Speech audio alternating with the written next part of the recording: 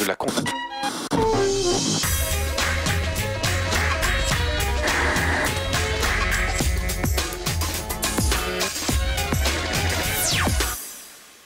Salut à tous, vous ne rêvez pas, c'est bien Plus Clair que vous retrouvez en ce lundi. Les anges sont partis en vacances et Plus Clair en profite donc pour vous raconter tous les jours, jusqu'à vendredi, l'année des médias 2005. Des coups de gueule, des casse-gueules, des succès, des fous rires et surtout beaucoup d'histoires étonnantes ou insolites. Les médias, c'est décidément un monde étrange. Certains apparaissent, d'autres disparaissent. Christophe Ondelat qui déserte le 13h, Emmanuel Chin quasi fantomatique à l'antenne. Le débat qui a tant fait débat sur l'Europe avec Jacques Chirac. La télé, la radio, les journaux, vus de l'intérieur, côté pile, les côtés coulisses sous le regard acéré de Christelle Rebière et d'Éric Dussard. C'est maintenant. Des disparitions inexpliquées, des apparitions quasi surnaturelles et autres histoires d'envahisseurs. Alors c'est quoi ce soir? Du possible. Attendez. Bon, bah écoute. Oui, en 2005 à la télé, on a vraiment vu des choses très étranges. Avec d'abord l'incroyable année de Christophe Ondelat. On le savait déjà capable d'effrayer le public de France 2 avec Faites entrer l'accusé, son émission qui se résume en 2 mots. Peur. Bon, bah tout le monde avait peur. Hein. La psychose. Psychose. Mais c'est également une belle frayeur qu'il a donnée à la rédaction de France 2 le 28 janvier. Il est 10h du matin quand le nouveau présentateur du 13h fonce dans le bureau d'Arlette Chabot et lui laisse ce mot sur son bureau. Je suis venu te dire que je m'en vais. Et t'es là, on est pour rien changer. Ce matin-là, Christophe décide qu'il ne présentera plus le journal, ni celui du midi, ni les suivants. Comme dans Faites entrer l'accusé, il prend sa veste et claque la porte.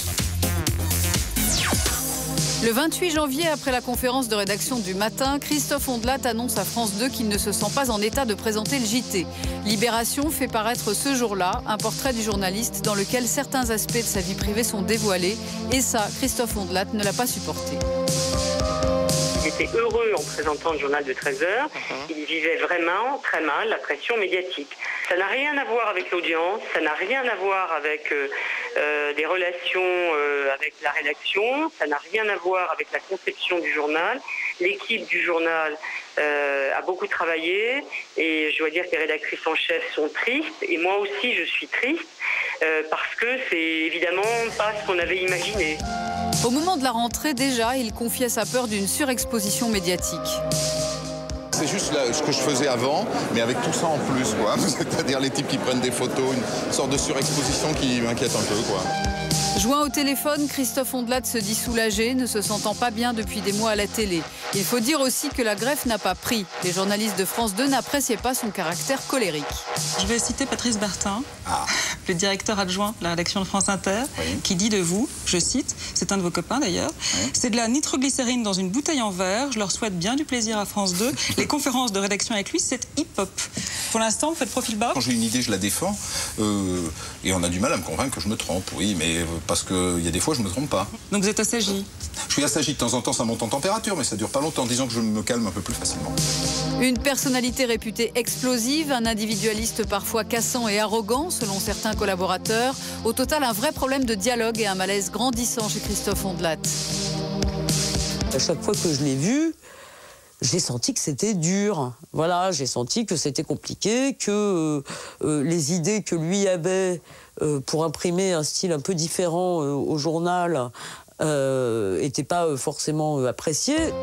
Pour l'instant, on n'a pas encore revu Christophe Ondelat en présentateur de JT. Un départ 5 mois seulement après son arrivée, une performance que Christophe améliorera encore en novembre en semant de nouveau dans une rédaction la La psychose. Mais cette fois-ci à iTélé, chaîne dont il est parti avant même d'y être arrivé. Il a parlé trop vite. Christophe Ondelat devait animer une nouvelle émission sur iTélé, mais ça ne se fera pas.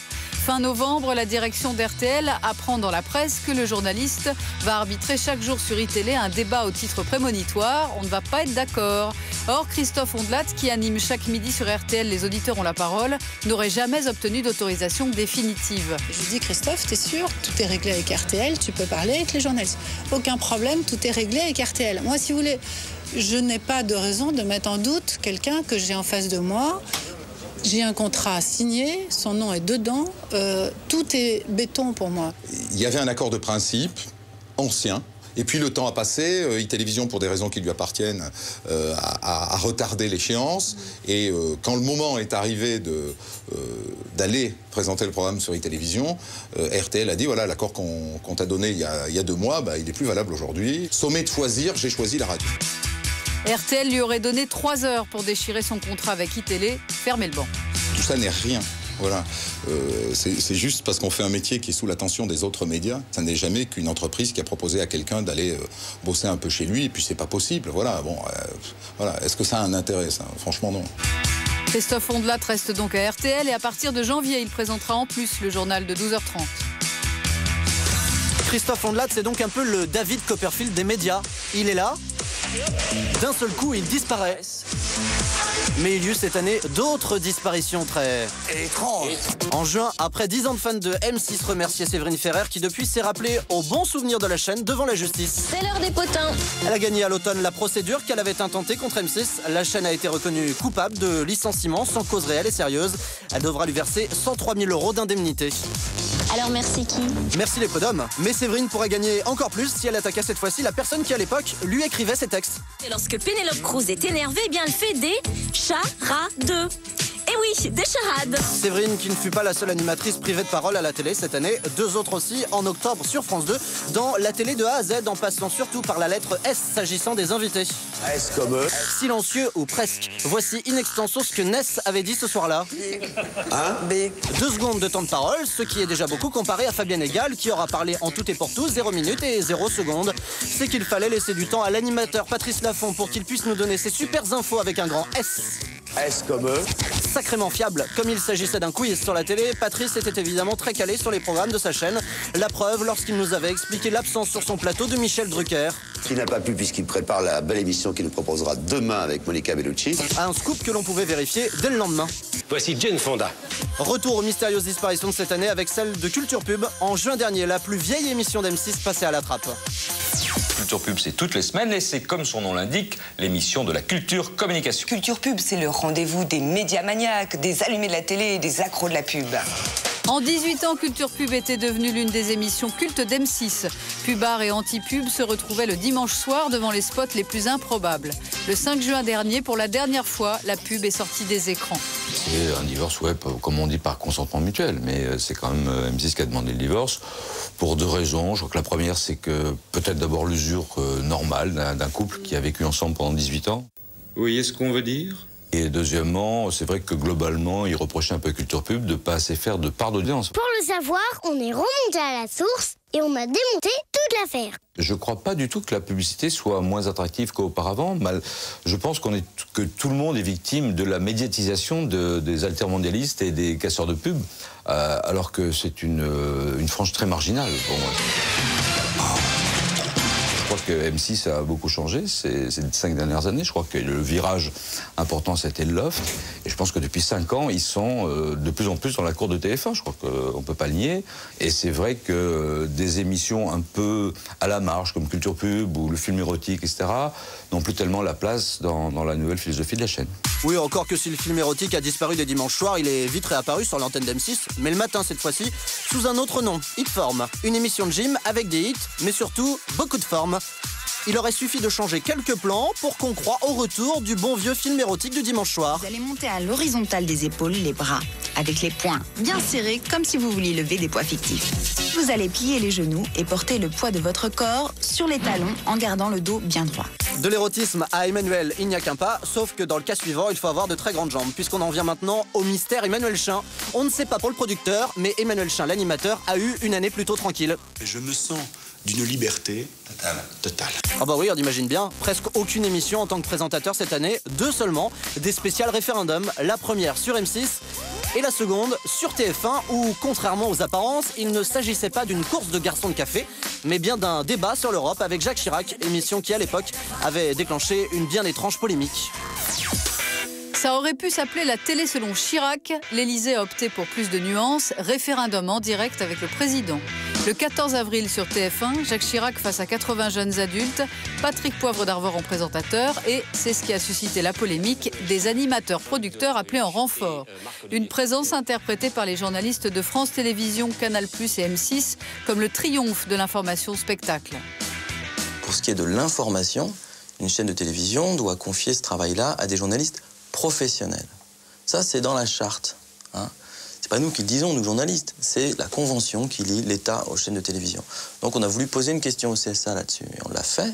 Et ça, ce sont des choses qui sont de l'ordre, non pas de la défense de notre corporation, mais de l'application de l'idée qu'on se fait d'une information bien construite. Delarue, Chin, Fogiel, c'est pas des animateurs de variété, ce sont des gens qui posent des questions politiques à leurs invités depuis très longtemps et qui sont pas illégitimes dans la fonction de médiation avec l'opinion.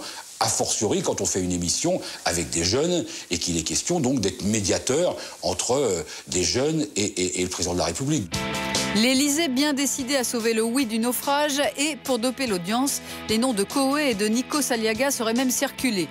Claude Chirac en personne aurait eu le dernier mot sur le casting. Pour la formule, TF1 a remporté l'appel d'offres. Pour un sujet aussi compliqué qui pour l'instant ne semble pas passionner les Français, il était bien d'avoir des interrogateurs un peu inattendus et surtout que la présence des jeunes permette au président de la République de s'expliquer sur le fond complètement. C'est une émission qui a été 100% conçue et préparée par TF1 en liaison avec l'Élysée. Ça, c'est pas de l'information, c'est de la communication, c'est de la propagande.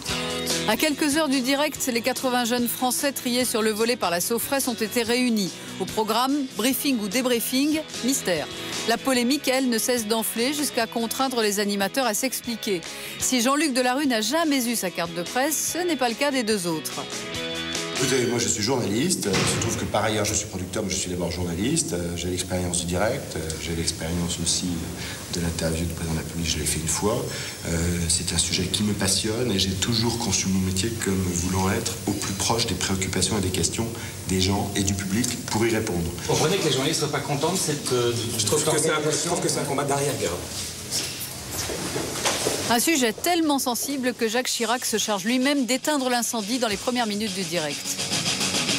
Vous auriez pu me poser la question de savoir si je n'aurais pas dû dialoguer avec des journalistes, notamment spécialisés. C'est une question qui est revenue beaucoup dans la presse. Parfaitement, et c'est tout à fait légitime. Je n'ai jamais dit que je ne le ferai pas, naturellement. Plus tard donc pour le débat entre initiés. Au total, 2 heures d'émission, pédago pour les uns, démago pour les autres, moderne ou confuse, devant 7 400 000 personnes et à peine 20% de jeunes. Jacques Chirac, ce soir-là, avait semblé particulièrement déconnecté de la jeunesse. Il lui faudrait donc des séances de rattrapage. Par exemple, qu'il accepte d'être interviewé par des animateurs issus de la nouvelle génération, comme le dynamique Billy de Canal J. Lui, en interview, il serait très bon, car il sait rebondir.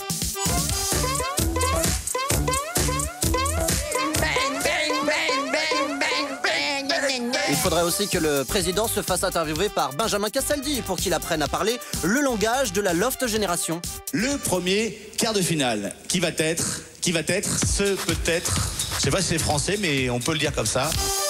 Mais le mieux à faire pour Jacques Chirac, s'il veut vraiment rajeunir son image, ce serait qu'il aille se faire interviewer par Charlie et Lulu dans le Hit Machine. Je vous le dis très franchement, ça c'est pas possible. Ok, mais alors faites au moins un effort sur vos interventions si vous voulez séduire les jeunes. Il faut leur donner du rythme, en commençant par supprimer tous les blancs. Hey.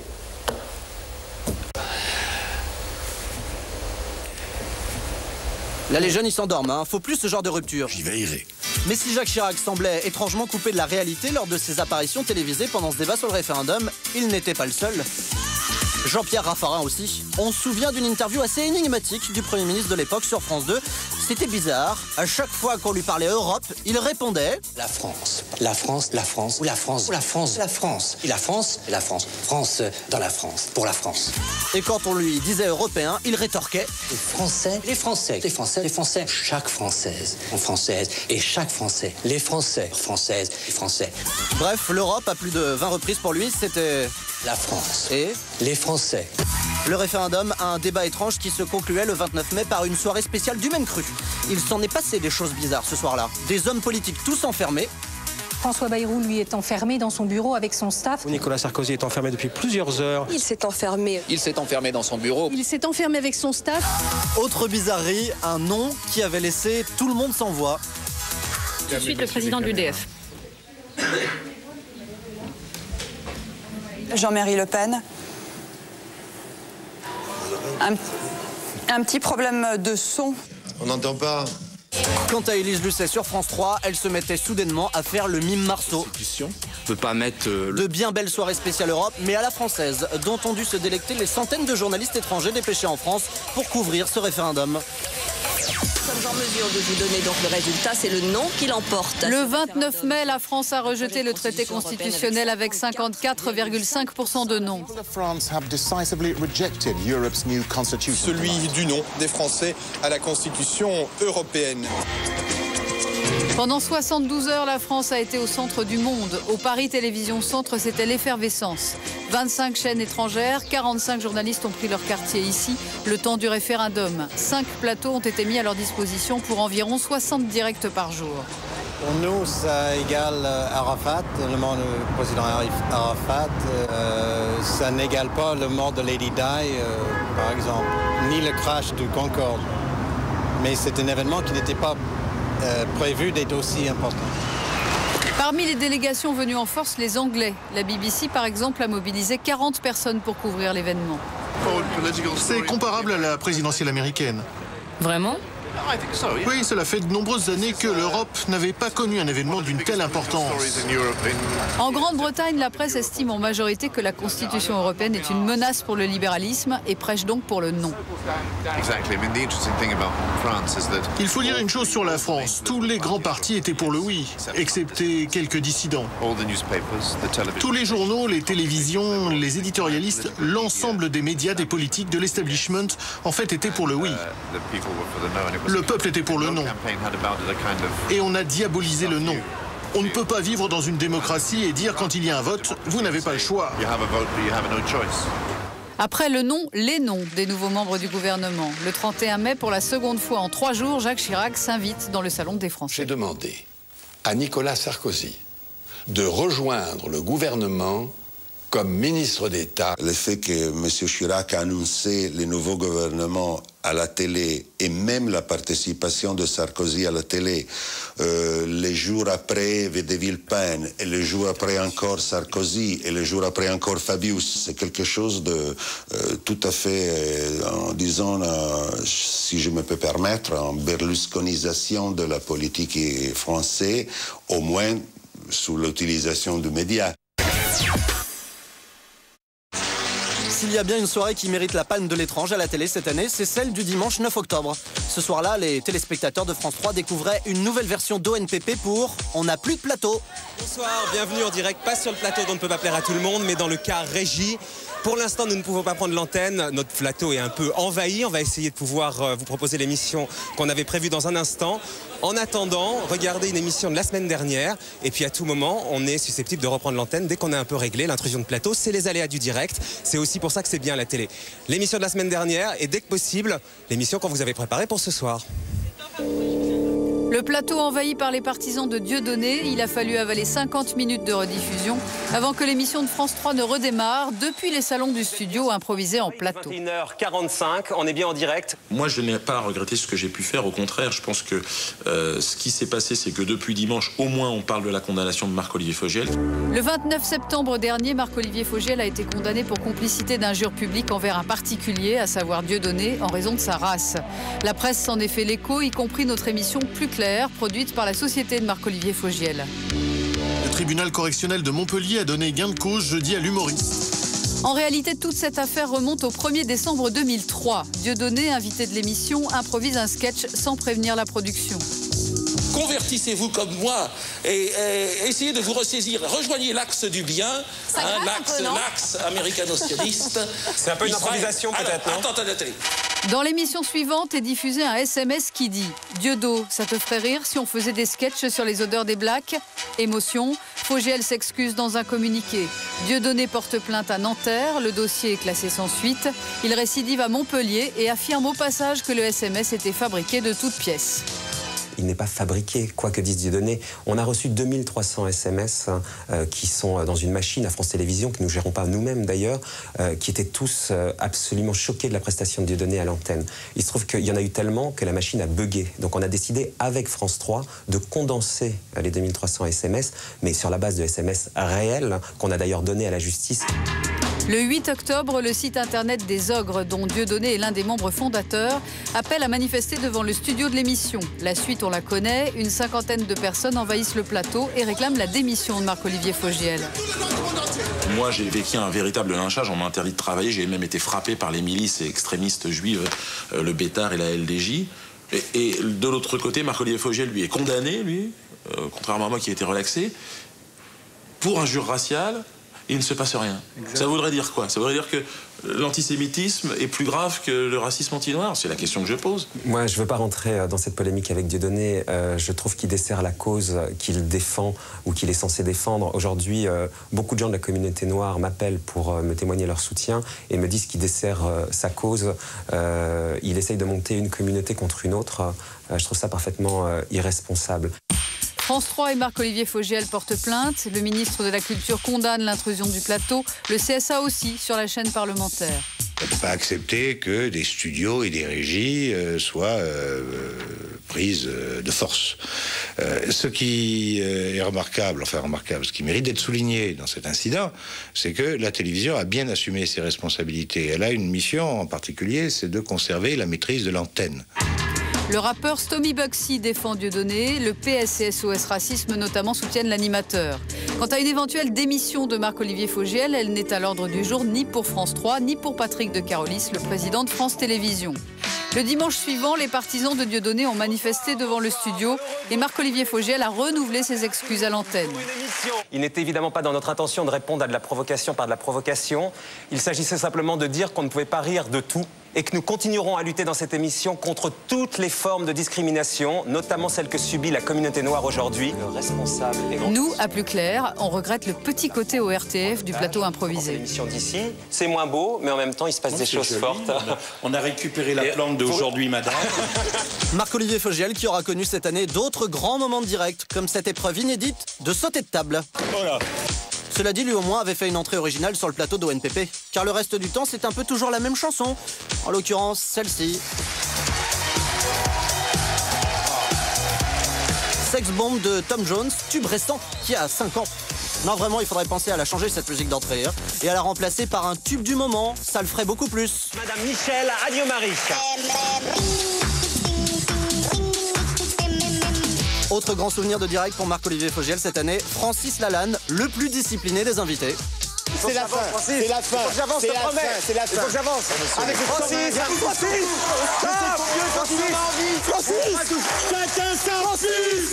Francis et Marco nous avaient offert ce soir-là un beau remake de Benny Hill.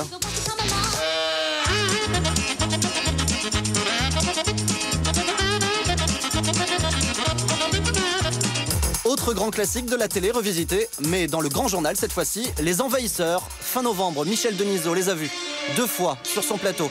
La première rencontre, c'était le mercredi 30 novembre. Il y a des jeunes gens qui restent debout avec un t-shirt. Vous pouvez, bon, on a vu le message. Oui. Nous, on racine dans les médias. Je pense, bon, vous êtes exprimé. Vous pouvez vous rasseoir. Non? Des envahisseurs avec lesquels Michel n'arrivait pas à communiquer. Mais heureusement, Eric Cantona, son invité ce soir-là, volé à son secours pour mettre un terme à cette situation. Ceci dit, s'ils veulent venir 3 minutes, je trouve que ça mérite quand même d'être défendu. Résultat, Michel et les téléspectateurs resteront 4 minutes 24 dans cette 4e dimension télévisuelle. Mais l'histoire ne s'arrête pas là, car le lendemain, au moment même où Michel revenait sur cette rencontre du 3e type, là, vous avez vu dans le zapping 2 extraits du Grand Journal d'hier où des membres... Les envahisseurs étaient de retour. Alors c'est quoi ce soir? Des envahisseurs venus de la planète intermittent, mais cette fois-là, Michel ne se laissait pas faire. Bon, bah écoutez, on va envoyer la pub parce que là, je ne comprends plus rien. Il ne réapparaîtra que 21 minutes plus tard, en régie, où il n'avait visiblement toujours pas compris ce qui s'était passé. Des problèmes, des problèmes de sécurité. Et on se retrouvera lundi avec grand plaisir.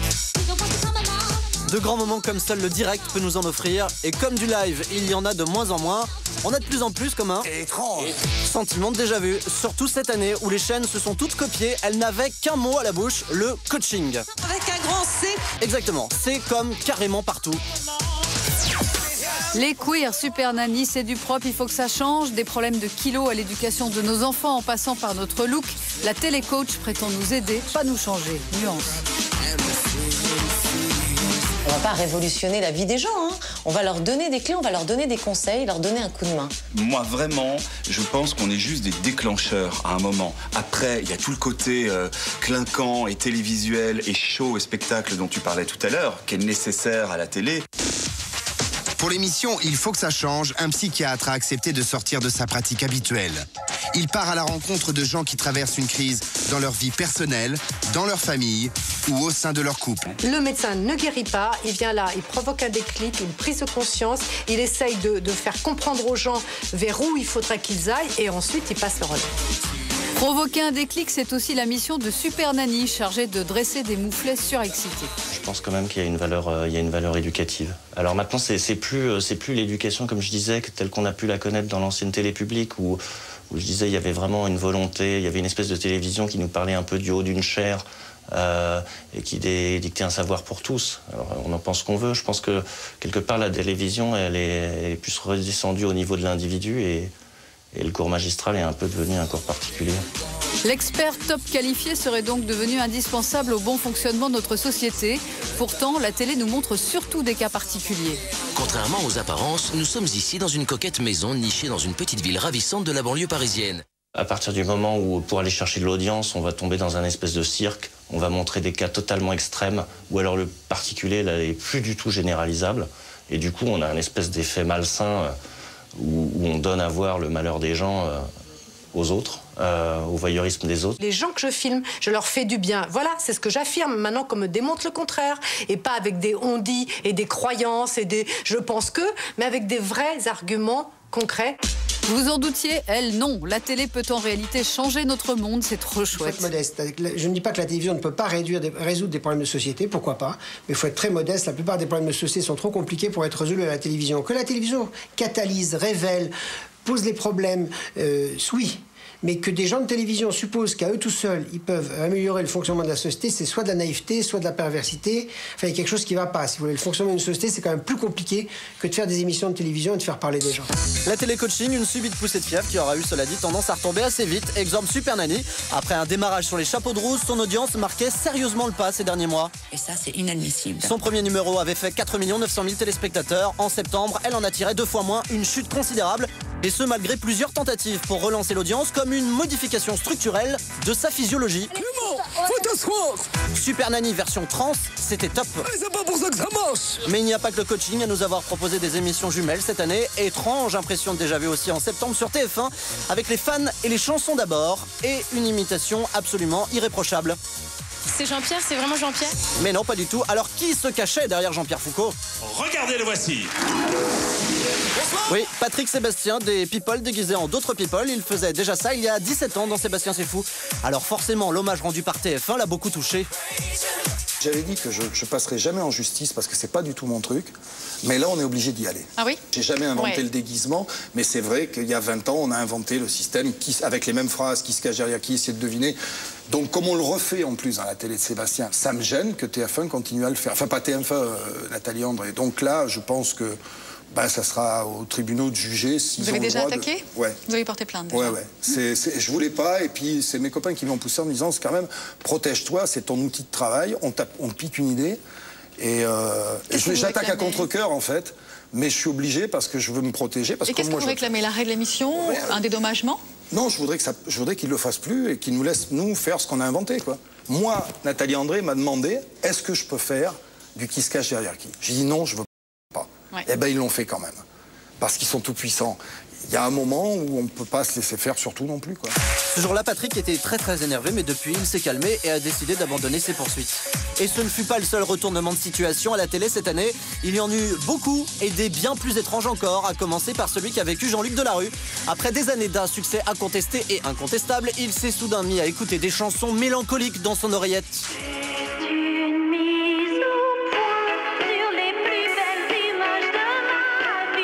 Le drame de Jean-Luc, l'érosion de l'audience de Ça se discute. Le magazine qui semblait jusqu'ici invincible s'est souvent fait battre cette année par les séries américaines de TF1.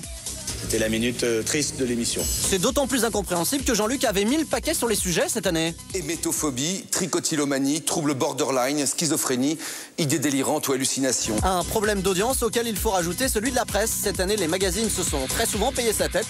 Pas pour donner de l'info, puisqu'il s'agissait toujours du même papier, mais pour augmenter leur tirage, car Jean-Luc fait vendre. Mais qu'il patiente. Il se pourrait que le vent tourne pour toi aussi. Oui, d'ailleurs c'est ce qui est arrivé à Thierry Roland qui signe le plus surprenant volte-face de l'année. Contre toute attente, au mois d'octobre, il faisait faux bond à TF1, provoquant la stupéfaction générale. Allez, à la prochaine. Merci. Il y a un an, des trémolos dans la voix, Thierry Roland faisait ses adieux sur TF1. 9 mois après, son transfert était annoncé vers M6 pour la Coupe du Monde de juin prochain. Ils ont contacté Thierry Roland, il s'est laissé un petit peu séduire et puis il a été rattrapé par le col par TF1 qui n'avait pas envie de le voir glisser à la concurrence, qu'on dise voilà M6 a piqué quelqu'un à TF1. Donc ils lui ont dit vas-y tu peux revenir. Et puis finalement je crois que Thierry Roland il a réfléchi, il s'est dit est-ce qu'ils veulent vraiment de moi, est-ce que vraiment je suis quelqu'un pour être numéro 2 derrière Thierry Gilardi. Et il a eu une proposition très concrète de M6 et là il a plongé. Une nouvelle maison donc pour celui qui avait jugé prématuré sa sortie médiatique, précipitée par le transfert de Thierry Gilardi. En novembre 2004, derrière les hommages, la pilule du jeunisme avait bien du mal à passer. Et le président, il est venu? Il n'est pas là ce soir, il est à Villers.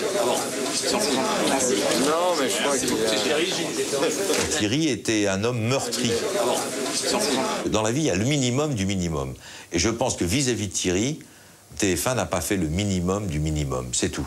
Je veux dire, on ne dit pas à Thierry Roland, quasiment du jour au lendemain, l'affaire est terminée après 40 ou 50 ans de bons et loyaux services. Et cette blessure professionnelle profite à la concurrence, car après avoir acheté 31 matchs du mondial, M6 s'offre une voix populaire.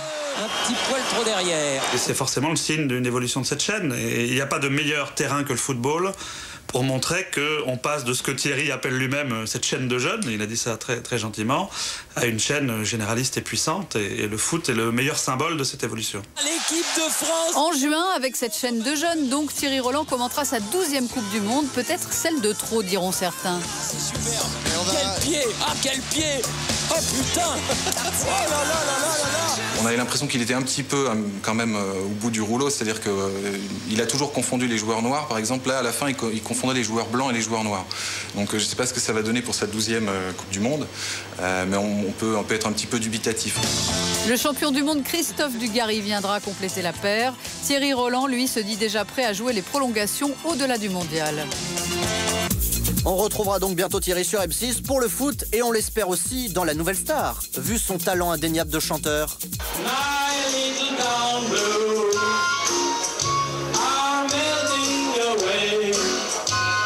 Oui, il ferait un excellent candidat pour La Nouvelle Star et en plus, il donnerait l'occasion au jury de se livrer à son jeu favori, le jeu de massacre. Tout ce que vous faites, je déteste ça. Non, c'est pas bien. C'était juste horrible, c'était une caricature. Il se passe rien. Il y a vraiment rien du tout. Il y a rien, franchement, il y a rien. Il y a rien, il y a rien. Il se passe rien, quoi. Il se passe rien de chez rien. Manu Katché a un juré au raisonnement un peu singulier. Il méritait de figurer dans cette année de l'étrange car on n'a toujours pas compris son coup de gueule de ce soir-là. Si c'est pour entendre des daubes, je vois pas l'intérêt, je vois pas ce que je fais ici, je suis juste une petite. Non, on peut pas. Allez-y, partez. Allez-y Manu, allez-y. Une sortie de Manu Katché d'autant plus surprenante qu'à écouter ses commentaires pendant l'émission de ce soir-là, il avait plutôt l'air d'apprécier les titres choisis. Give Me the Night, c'est quand même une grande référence avec George Benson. Les chansons de Pascal sont pas forcément faciles à chanter. Celles qu'on aime bien, généralement. Un bel hommage à Jonas, je pense que s'il écoute, je pense que ça lui fera plaisir. Une chanson qui est quand même extrêmement profonde. Une polémique sans vraie logique donc, sinon celle de l'audience. Mais c'est un peu la partition de La Nouvelle Star, on peut le dire, Marianne. Oui. Cela étant, ils n'ont pas été les seuls à changer d'avis cette année à la télé. Guy Carlier et Julien Lepers aussi. Pendant de longues années, mon premier a adoré mon second. Être pris pour un con par un imbécile, c'est une grande volupté pour moi. Et mon second le lui rendait bien. Son neurone unique ne lui permet pas de comprendre que c'est qu'un jeu. C'est dire si leur réconciliation a semblé étrange. En même temps, c'était pour une bonne cause, la présentation de l'Eurovision. Mais tu sais bien, en colonie de vacances, quand t'es amoureux d'une fille, au début, tu la vannes un peu, etc. Enfin, ou d'un garçon, peu importe. Donc tu es très amoureux de moi, ou tu l'as été, hein, vraiment. Hein. Non, mais ça s'est pas fait, donc maintenant, ça a été frustrant. c'est la deuxième étape, c'est-à-dire... On essaie de se rapprocher. On se rapproche. Vous pourriez trinquer tous les deux. 2 secondes, ouais. Ah. Celle-là, elle vaut cher. Là, il y a un d'argent. Oui, mais celle qui vaudrait encore plus cher, ce serait Guy Carlier à côté de Carole Rousseau. Entre les deux, ça reste l'amour vache. Guy Carlier, condamné par le tribunal correctionnel de Paris, a versé 4 000 € de dommages et intérêts à Carole Rousseau. Il y a 2 ans sur France Inter, il l'avait qualifiée d'animatrice cocaïnée, une affaire évoquée par Stéphane Bern. Avec Guy Carlier, on a été devant un juge d'instruction pour répondre à cette dame, simplement parce qu'on a fait une émission, on a fait notre métier d'une émission d'humour et on s'est amusé, on a rappelé avec Guy Carlier un certain nombre d'épisodes. Elle a tellement peu d'humour qu'elle nous attaque au pénal. Guy Carlier est coupable de diffamation pour des propos également tenus dans le magazine Technicart. Il avait persisté et signé en déclarant que l'animatrice de TF1 s'en foutait plein le pif, ce qui insinuait qu'elle consommait régulièrement de la cocaïne. La justice y a vu de l'animosité plus que de l'humour, ce qu'a d'ailleurs reconnu le chroniqueur. J'ai dépassé les bornes, je comprends qu'elle ait pu le prendre comme de l'acharnement. J'ai appris où était la transgression, c'est-à-dire j'ai appris à partir de quelle limite mon billet n'était plus valable. On n'a pas à régler ses propres comptes, ses propres colères à l'antenne. De là à parler de réconciliation, c'est une autre histoire. Mais c'est sûr que ça va finir par s'arranger cette brouille, car Carole est si gentille. Ah, merci. Bon, vous nous faites la suite, Carole? On parle de quoi maintenant? Animaux, musique. Je ne comprends rien à ce que vous dites. Faudrait peut-être y mettre un peu du vôtre, hein, quand même. Hein. Oui, vraiment, Carole aurait mérité de figurer dans notre top 5 des moments les plus étranges vus à la télé cette année.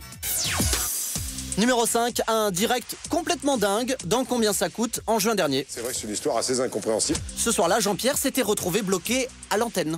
Je dois absolument garder l'antenne. La règle qu'on nous impose, entre 2 coupures pub, il faut une certaine durée et il en manque quelques minutes. 5 minutes à meubler, alors Jean-Pierre sort les rames et commence par faire service après-vente en demandant au public son avis sur l'émission. Les chants de rose aussi, c'était magnifique les chants de rose. Hein. Encore 3 minutes 20 à tenir. La solitude s'installe. Et je dois continuer à rester avec vous. Jean-Pierre n'a plus la force de ramer. Résigné, c'est la mort dans l'âme qu'il décide de couler son émission. Je voudrais demander tous à Nicolas de nous chanter une petite chanson. Bref, 2 minutes de plus et ils étaient tous par terre, à 4 pattes, en train de faire les... En 4e position, la surprenante histoire de Cendrillon. C'était sur notre plateau le 19 mars. Ce jour-là, Daphné Roulier rencontrait son prince charmant, Django Edwards, qui voulait à tout prix l'escarpin de la belle. Est-ce que je peux vous demander quelque chose, un petit service, Daphné? Est-ce que je peux avoir votre chaussure? Juste votre chaussure. Juste une chaussure. Je veux pas être obscène ni quoi que ce soit, mais... Ah.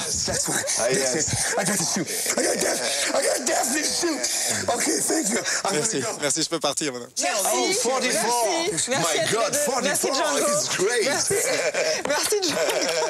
Merci Django, merci Jean-Luc. Ce devait être un dimanche comme les autres pour Rachid Arabe, un dimanche fait de rencontres avec des anonymes dont j'ai rendez-vous avec vous sur France 2. Mais ce 24 avril, tout bascule pour Rachid, avalé en direct par un trou noir. Benoît XVI, c'est la volonté de Dieu et de vos prières. Voilà, c'est exact. 10 secondes de noir, plus rien. Puis de la musique et encore de la musique. Au final, 4 minutes 50 de coupure antenne, sans doute lié au fait que ce jour-là, Rachid était très loin de France 2, à 6 km dans le 5e arrondissement. Numéro 2 de ce top des moments télé les plus surprenants de l'année, la dernière dictée de Bernard Pivot, fin novembre sur France 3, plus qu'un point final, un point d'exclamation, vu que Bernard avait glissé dans son texte une autre dictée, cachée celle-ci. Ah, ça c'était particulièrement pervers, hein. Ouais, je confirme, Bernard avait en fait volontairement truffé sa dictée de mots très subversifs, de sorte à ce qu'en changeant l'ordre, on obtienne un autre texte moins acceptable le dimanche après-midi. Je taille des turlutes aux pêcheurs, point. Par mes coups de manche, virgule, je sais démonter les charpentiers, virgule. Je salive aux assauts des couvreurs. Point d'exclamation. Voilà pour le sens caché de cette dictée. Enfin, certains avaient visiblement compris le truc. Comment avez-vous trouvé cette dictée? Épouvantable et terriblement technique, n'est-ce pas? Numéro 1 de ce grand classement de l'étrange, un grand moment de télé jamais diffusé, car si vous aviez sans doute vu chez nous l'interview de Muriel Robin et Frédéric Lopez, vous n'avez en revanche jamais vu ce qui s'était passé lors de l'enregistrement. Nous allons vous révéler comment, ce jour-là, Florence Daucher a complètement perdu pied. Oh, il me parle, donc j'ai l'air taré, mais en fait, non. Même sans l'oreillette, ça faisait l'air bizarre, je trouve. Une Florence troublée, suivie de 2 minutes 10 très troublantes. Donc, Muriel Robin et Frédéric Lopez, merci. Muriel Robin, vous serez dans Comme au cinéma. Non, pas du tout. D'ailleurs, je suis... Pas du tout, mais rien à voir. Alors là, c'est n'importe quoi. Hein. C'est vous qui présenterez le journal télévisé dimanche prochain. Mais bien sûr, j'adore la télé. Donc, Muriel Robin, oui, vous avez une... Lorsqu'on pète un câble. Elle est bizarre, non? Muriel Robin, Frédéric Lopez, merci.